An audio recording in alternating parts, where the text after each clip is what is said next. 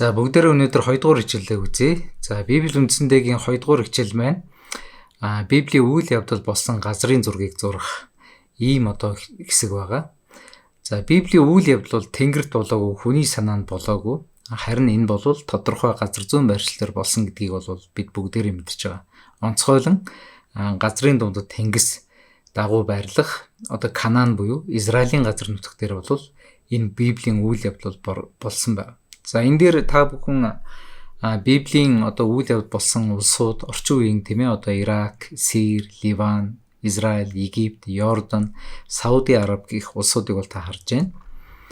За Библийн гол үйл явдал өрнөж байгаа газрыг та бүхэн тодорхойлон харж байгаа. За бид газрын зургийг бол зурхтаа ерөнхийдөө дүрсэлж зурна. Тэрнээс нарийн зурх шаардлагагүй гэсэн. За ийм үйл явдал болон та бүхэн энэ зүйлийг хараарай.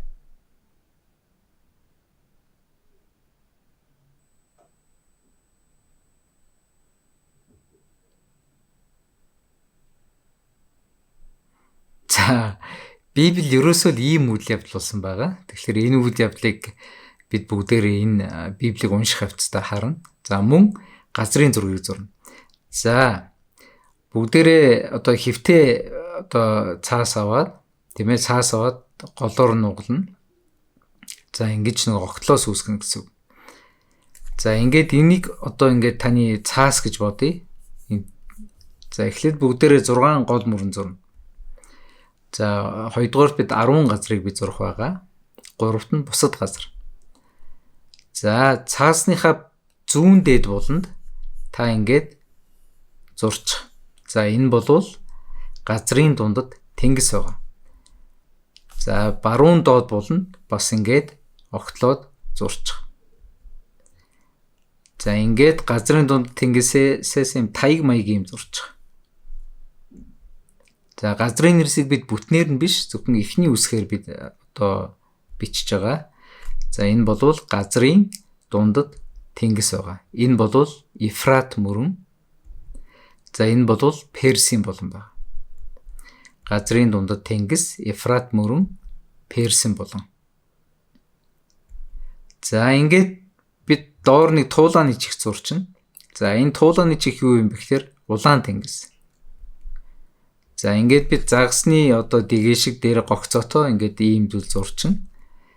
За дээдлэх нь бол Галил нуур, доотлох нь бол сүнсэн тэнгис. За Галил нуураас их авч урсдаг сүнсэн тэнгис рүү цутгадаг голыг бол бид Йордан гол гэдэг. Гэхдээ энэ Йордан голыг бид бол тэмдэглэхгүй. За ингээд бид газрын дундад тэнгис, Персийн болон Ефрат мөрөн, улаан тэнгис, Галил нуур, сүнсэн тэнгисгээд нийтдээ 6 гол мөрнөө ингээд зурчна гэсэн. За та дэлгэцсэн дээрх зүйлийг дуурайлгаа зураарай. Газрын дундад тэнгис, Ефрат мөрөн, Персийн болон улаан тэнгис, сүнсэн тэнгис, Галил нуур. За ингээд 6 гол мөрнөө би зурчлаа. За нөгөө нэг туулаан чих гэдэг зүйл чинь бол энэ байгаа. Улаан тэнгис гээд энд 2 чихтэй юм шиг ингээд байгаа. За бүгдээрээ газараа зурна. 10 газар зурна. За баруун талд нь бүгдээрээ 4 газар зурх байгаа. Зүүн талд нь 6 газар зурх байгаа. За Библийн үйл явдал өрнөсөн гол газрууд. За хамгийн ихний газар бол Персийн булангийн жоохон дээр байгаа Халдын ур гэдэг газар байна. Халдын ур. За энэ бол нөгөө нэг Авраамийн төрсөн нутаг учраас бид онцолж ингэж зурж байгаа. За энэ бол нөгөө Бабилон. Нөгөө Даниэлийн үед гардаг Бабилоны эзэнт хөрөнгө. За энэ бол нэг Харан. Харан гэдэг газар бол Авраамийн эцэг Тера нас орсон ийм газар байгаа. За энэ Ниневе. Иракийн Мосул гэсэн үг. За Ассирийн нийслэл Ниневе. За Ниневе дээр болохоор бид Йонагийн түүхийг бид мэднэ. За ингээд бид баруун талдаа 4 газрыг бид ингээд зурчиж байгаа. Тэмдэглэж байгаа гэсэн үг. За зүүн талд нь эхнийх нь К үсэг буюу Канаан. Израилийн газар нутаг гэсэн үг. Канаан. За Иерусалим. За энэ Небо уул гэж зүйлийг бид зурна. За газрын дуудад одоо юуны Йордан голын одоо нөгөө тал байрлах Небо уул. За энэ Небо уулнаас болвол Йошуа 7 жилийн аян дайныг хийхээр одоо Канаан нутгийг эзэн авахар бол дайр довтолдог. Небо уулан дээрээс энэ Канаан нутг бол алган дээр байгаа юм шиг харагдав. Яг одоо богд уулнаас Улаанбаатарыг харж байгаатай адилхан гэсэн. За энэ Кадеш Барнеа гэдэг энэ улаан тэнгисийн жоохон дээхэн бол ингээд зурчин. Кадеш Барнеа гэдэг газарт Мөсе 12 туршуулыг илгээсэн. Кадеш Барнеа гэдэг газар дээрээс Израильчууд бол одоо тэр 12 туршуулын мэдээг сонсоод олонхын дүгнэлтийг сонсоод үүмэж сандарч айснаас болоод итгэлгүй тэр дуулуургүй байдлаас болоод Израильчууд бол 40 жил цүл тэнүүчлэх энэ зүйл бол эхэлсэн байдаг. За энэ бол Египет. За Египтэд бол Библийн маш их олон үйл явдал болсон. Тиймээ та нар Йосефийг санаж байгаа. Авраам бас Египтэд очиж исэн. Есүс хүртэл Египтэд бас очиж исэн ийм газар байгаа. За Синаа уул энэ нөгөө Мөсе Израильчуудад зориулж эзнээс 10 тушаал болон бусад хуйлуудыг авсан эзэнтэй уулзсан газар улаан тэнгисийн дээхэн энэ зүйлийг бичээрэй. Ингээд 6 газраа бид тэмдэглэжлээ гэсэн үг. Канаан, Иерусалим, Небо уул, Египт, Кадеш Барнеа, Синаа уул. За ингээд баруун талын дөрөвтгөө нийлээд бид 10 газрыг ингээд газрын зураг дээр зурчиж байгаа. За энэ бол Библийн түүх өрнөсөн гол газрын зураг байна. Тэгэхээр та бүхэн яагаад энэ зүйлийг зурулж яах вэ гэхээр Библи уншиж явах үед бид тухайн үйл явдлыг баримжаатаагаар газрын байршилтаагаар бид мэдэх ёстой. Жишээ бид Монгол хүн хөвсгөл явлаа гэж хэлэхэд бол шууд хойшоогоо явах гэж ойлгодно. Өмнө гоо явж байгаа бол урагшаага явж байгаа гэж ойлгодно. Ховд явлаа гэх юм бол баруун тишээ явах гэж ойлгодно. Дорнд явлаа гэвэл зүүн тишээ явах гэж ойлгодно. Яг түүнтэй адилхан Библийн үйл явдал өрнөж байгаа газар болгон тийм ээ Египт рүү явлаа гэхэд бид урагшаага гэж ойлгох нь байна. Бабилонд очисон гэх юм бол бид зүүн тишээгээ тийм ээ одоо Израильчууд явсан гэж ойлгох нь байна.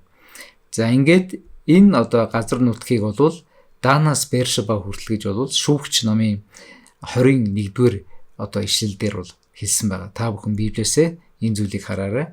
За ингээд Библийн үйл явдлын тайз гэх юм бол бид ийм одоо 6 гол мөрөн 10 газрын нэрийг бол тогтоосон байхад эдгээр нэрсүүд Библиэлд гарах үед бид газар зүүн байршилтай тодорхой мэдлэгтэй болцсон байна гэсэн. За үзнэ бүгдээ эргээд харъя. За бид цаасаа голоор нь одоо 2 нугалсан. Эхлээд бид зүүн дээд болно, дараад нь баруун доод болно гэж зурсан, таяг зурсан. За эдгээрийг бид нэрлсэн байгаа. Газрын дунд тэнгис, Ефрат мөрөн, Персийн болно. За туулаан чих зурсан. За энийг улаан тэнгис гэж нэрлсэн. Загасны дэгээ шигэм зурсан. Дээдлэх нь бол Галил нуур, доодох нь бол Сүнсэн тэнгис. Галил нуураас их аваад Сүнсэн тэнгисээр цутгаж байгаа голыг бол Йордан гэдэг. Гэхдээ бид тэмдэглэхгүй байгаа. Ингэж бид 6 гол мөрнийг бол зурсан байдаг. За 10 газар бид зурх үед 4 газар ба 6 газар гэж хувааж зурсан байгаа. Халдын ур, Бабилон, Харан, Ассирийн нийслэл Ниневе. Одоо Ниневе гээд хаалтан дотор А гэдэг нь Ассир гэсэн үг. За ингээд 10 газрыг бас зурсан. Канаан, Иерусалим, Небо уул, Кадеш Барнеа, Египт, Синаа уул гэдэг. За ингээд бид 10 газрыг зурж бас 6 гол мөрнийг бол зурсан байгаа. Ингээд энэ газар нутгийг шүүгч номын 20 дугаар бүлгийн 1-р эшлэлээр хэлсэнчлэн Данаас Бершеба хүртэл гэж болов хэлж байгаа. За ингээд үүд явдлын газрын зурагтай боллоо. Та бүхэн энэ хичээлийг дахин үзэж одоо энэ газрын зургийг дэвтэр дээрээ бичиж тэмдэглэж аваарай. За яагаад энэ бүх зүйлийг бичиж байна гэх юм бол Израилийн газар нутг бол байгалийн олон янзын одоо тогтцтой одоо үржил шимтэй хойд хэсэг бол маш их үржил шимтэй газар тариалан эрхэлдэг. Өмнөд хэсэг бол тийм ээ одоо зэлүүд ийм газар нутг байгаа. За ингээд Библийн газрын зурагтай болсон. За ингээд энэ үйл явдлуудыг харах юм бол та бол ойлгож байна тийм ээ. За Урас гэсэн Бабилон, Харан, Канаан тийм ээ. За ингээд Канаанд очисон Израильчууд одоо Египтийн боол болсон. Египтийн боол болоод улаан тэнгисийг гатлан Синаа уулнаас одоо юг хуулийг аваад Кадеш Барнеад шийдвэр гараад 40 жил зүйл тэнүүлэн дараад Небо улнаас Иерусалимд ирсэн.